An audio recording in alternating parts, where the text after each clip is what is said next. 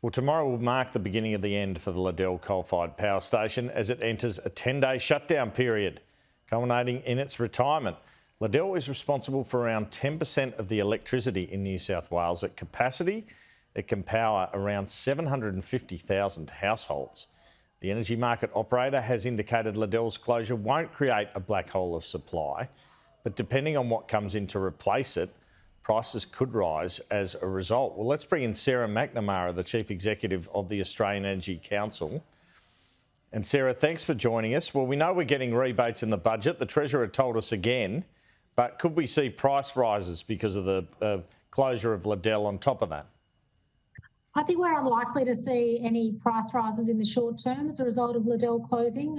That's because Liddell's closure has been known by the market for some 8 years now, so it's been factored into contracts prices for quite some time. Well, Jim Chalmers, the Treasurer, he indicated a massive clean and cheap energy funding package in next month's budget today. What are you expecting? What could that be?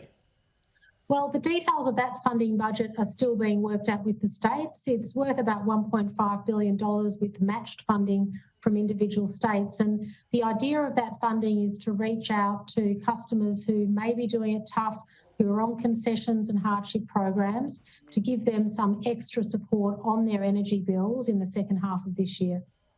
Yeah, but I wasn't talking, sorry, Sarah, about the rebates that are coming. He actually said there'd be an expansion of cheaper and cleaner energy. What do you think he could be talking about there? The transmission plans, for example? Yeah, absolutely. So we are seeing some really big infrastructure projects come online that are really going to help step up to the plate with the departure of Liddell. One of those is the Energy Connect transmission link between South Australia and New South Wales that should be online next year, and that'll do good things for New South Wales' supply profile. But additionally, gas is still playing an important role in our system.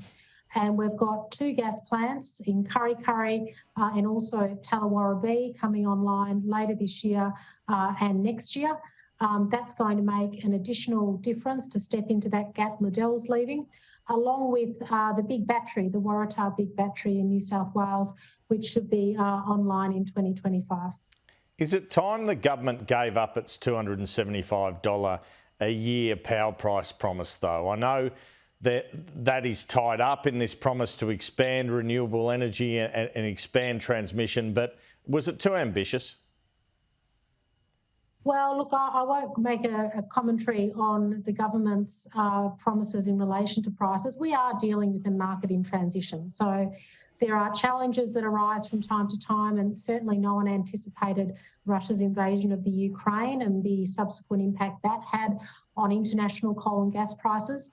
But as we move through this transition and we see old plants start to exit the system, we are going to have challenges that the market needs to meet. The good news is, though, that market participants are already stepping up to the plate to meet those supply challenges. And those who set contract prices in the market are already factoring in the departure of coal plant like Liddell this year. And of course, the next one to be leaving the system will be Eraring in New South Wales, which is scheduled to exit around 2025. And just on Eraring, do you think that will require government intervention?